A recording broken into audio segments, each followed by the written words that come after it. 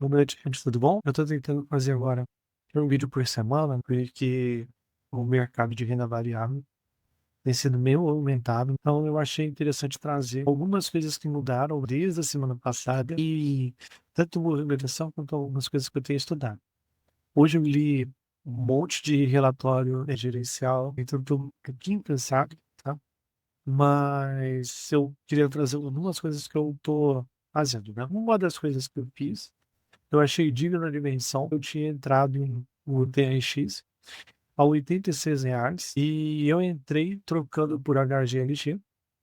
O TRX sempre foi um fundo que eu queria entrar como TIGAR, porque era um fundo de desenvolvimento e eu queria ter em carteira, por enxergar que eles têm um potencial de destravar valor maior do que um dos mais ortodoxos, por assim dizer. Então eu comprei.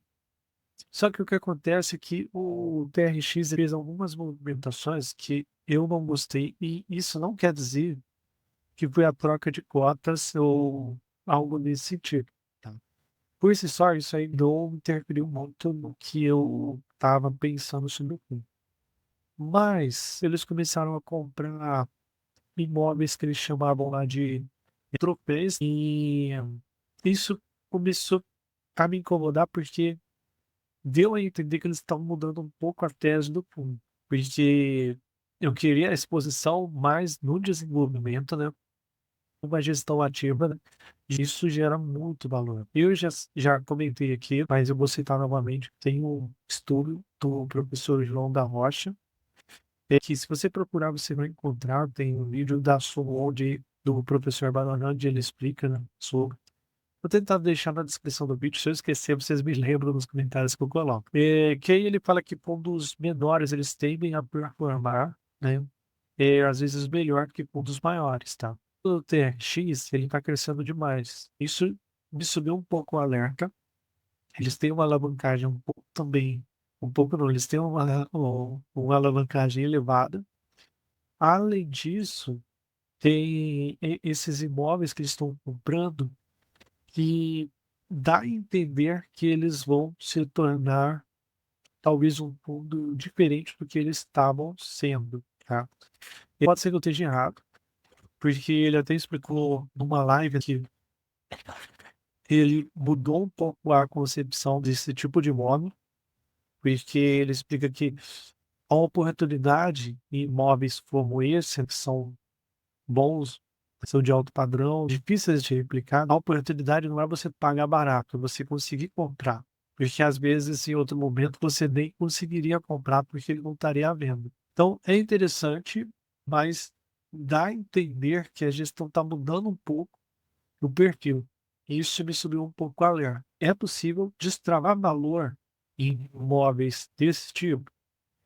É possível, só que provavelmente não vai ser num curto, médio prazo, porque atualmente a gente está com uma situação econômica para mercados de capitais um pouco mais restritiva, por isso a Selic está alta, é exatamente para isso também. Então, eu não vejo boa oportunidade para imóveis que sejam de um valor tão alto, porque a demanda geralmente costuma ser menor, tá? E quando você junta isso com uma alavancagem, eu fiquei um pouco pé atrás nisso. Eu até vi um vídeo recente, deixa eu ver se eu acho.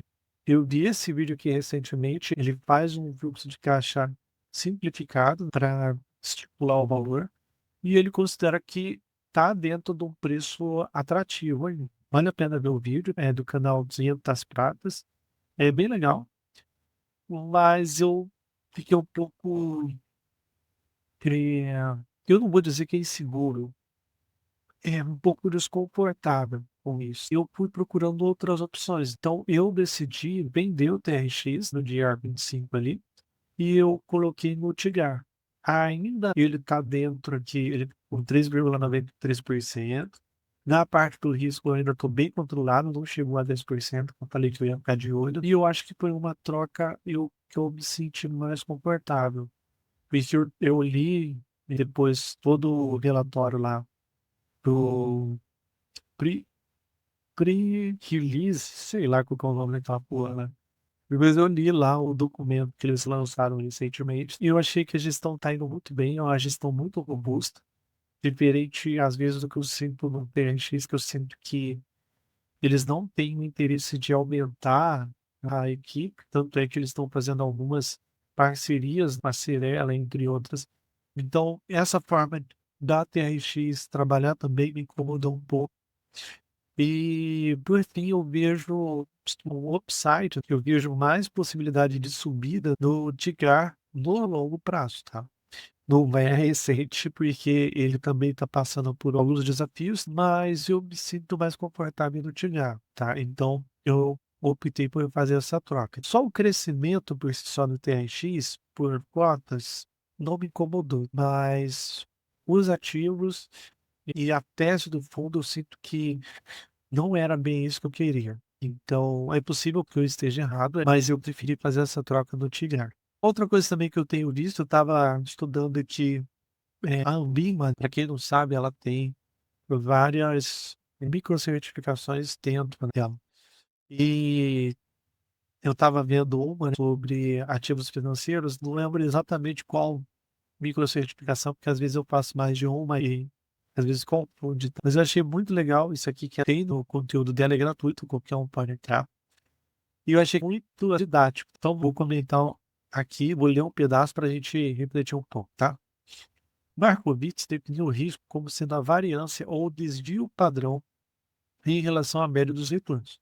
Se os retornos variam muito, o ativo tem maior risco e vice-versa, volatilidade. Então, se o retorno ele varia muito, ele sobe, desce, então ele considera que tem um maior risco ali, tá?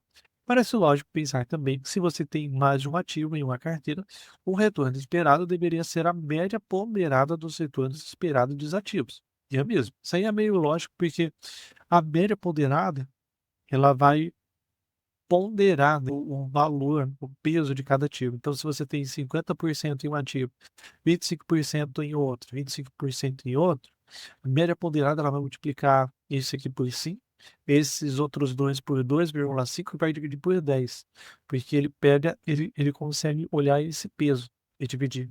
E é mesmo, né, ele coloca aqui. Bom, se isso é verdade para o retorno, deve ser para o risco também, certo? Basta fazer a média ponderada da volatilidade, desvios padrão, e teremos o risco da carteira. Nesse caso, não. Aí é que está o ponto-chave. Para o risco, o cálculo não é tão simples e essa diferença causa impactos fundamentais nas escolhas dos ativos. Ele vai explicar um pouco do cálculo, mas vamos continuar para ficar mais claro, né? Aqui tem dois ativos. Aí tem por ano e o retorno aqui. Então, a expectativa de retorno dada pela média dos retornos do ativo A que vai somar e dividir por 4, ok? 8,75.